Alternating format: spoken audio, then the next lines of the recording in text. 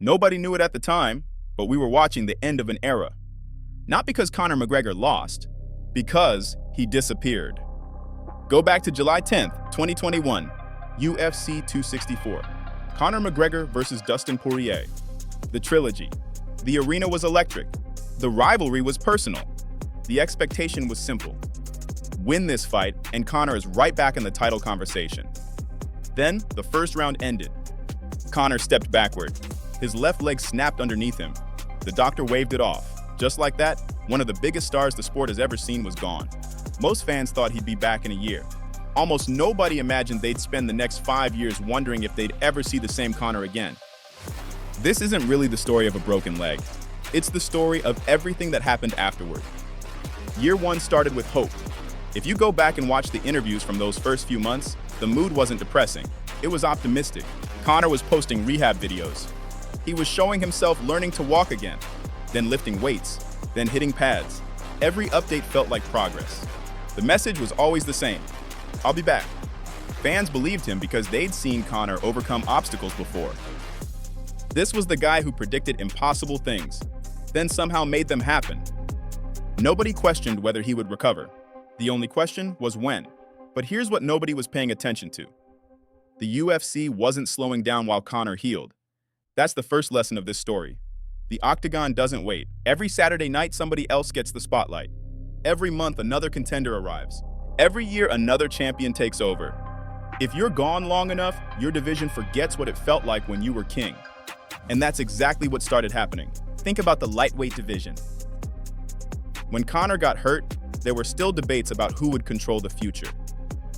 Fast forward a short time, and completely different names were defining the conversation.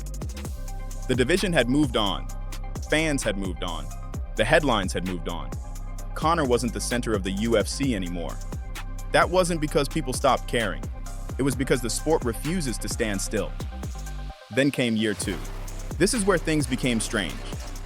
Conor looked healthy, at least on social media. Training videos started appearing, heavy bag clips, pad work, strength sessions. Every few weeks, another video would go viral. Every comment section looked the same. He's back. Prime Conor is coming. We're getting the old McGregor. Then nothing happened. Weeks became months. Months became another year. The comeback never arrived. That's when the conversation changed. People stopped asking when Conor would fight. They started asking if he would fight. There's a huge difference between those questions. Remember when Conor said he was not here to take part, he's here to take over? For years, that quote felt untouchable. Now people were wondering whether the takeover had quietly ended. Here's something that doesn't get talked about enough. Being inactive doesn't just affect your body. It changes your identity.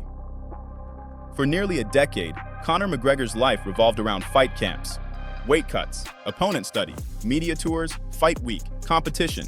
Take all of that away and suddenly you're not living like an active fighter anymore. You're living like someone preparing to become one again.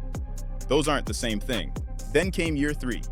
And honestly, this was probably the most frustrating period for fans, because it finally felt close. The coaching role on The Ultimate Fighter created real excitement. Michael Chandler was waiting. The UFC was promoting it. Everything looked lined up. Finally, after years away, it felt like we had a finish line. Instead, more delays, more waiting, more uncertainty. The comeback that felt guaranteed slowly became a mystery. That's when another strange thing happened. The legend of Conor McGregor kept growing even while the active fighter remained absent. His knockouts kept getting replayed. His interviews kept going viral. His old predictions kept resurfacing. New fans discovered him through highlight reels instead of live fights. Think about that. An entire generation of MMA fans learned about Conor through YouTube instead of watching him compete. That's how long 5 years really is. Year 4 felt completely different. By now, people had accepted something they never expected. The UFC had entered a new era. Champions came and went. New rivalries replaced old ones. Fight cards sold without Conor's name attached. The company proved something important. It could survive without its biggest star. Years earlier, that would have sounded impossible. Now it was reality. Meanwhile, Conor's life looked different too. Business ventures expanded. Hollywood opportunities arrived. Public appearances became normal. His world had grown far beyond the octagon. Some fans saw that as a distraction. Others saw it as the reward for everything he'd already accomplished. Both opinions are understandable, but they all lead back to the same question. Can someone live like a global celebrity for years, then immediately switch back into the mindset of a world-class fighter? History says that's incredibly difficult. Then came year 5. By this point, something had quietly changed. People weren't arguing about whether Conor was famous. That debate ended years ago. They were arguing about something much harder to answer. What version of Conor still existed? Not physically, mentally. Was the obsession still there? Did the hunger still exist? Could the same man who blitzed Jose Aldo in 13 seconds at UFC 194 still lock himself into that tunnel vision again? Could the fighter who dismantled Eddie Alvarez at UFC 205 still find that rhythm after years without real competition? Nobody outside Conor's inner circle could answer those questions, and that's what made the silence so fascinating. Here's the part I think most fans get wrong.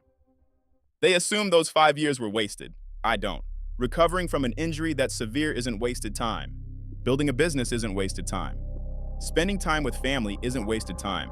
Living life outside fighting isn't wasted time. It just isn't fighting. Those are two completely different things. The real cost wasn't measured in money. It wasn't measured in headlines. It was measured in momentum. Momentum is the hardest thing to rebuild in sports. When Conor was rising through the UFC, everything happened fast. Fight, win, fight again, headline, knockout, title shot, another knockout, another title. The machine never stopped moving. Then, suddenly, it did. Once momentum disappears, every comeback becomes heavier. Not because the fighter gets worse overnight, because expectations get bigger every year they're away. Fans don't just expect you to return, they expect you to return as the version they remember most. That's an impossible standard for almost anybody. Here's what I believe after looking back at these 5 years. The broken leg wasn't the biggest story. It was the opening chapter. The real story was watching one of the sport's biggest stars slowly transform from an active competitor into a living legend. Those are different things. One happens inside the cage, the other happens outside it. Very few athletes experience both while they're still in the middle of their careers. That's why these 5 years will always matter. Not because they erased what Conor accomplished, because they changed how people talk about him. He stopped being measured only by what he was doing. He started being measured against what he had already done. That's a completely different conversation. Maybe that's what those 5 years were really about. Not recovery, perspective. They reminded everyone how rare Conor McGregor's run actually was. They reminded everyone how quickly this sport moves. And they reminded every fighter that the UFC doesn't pause for anyone, no matter how famous they become.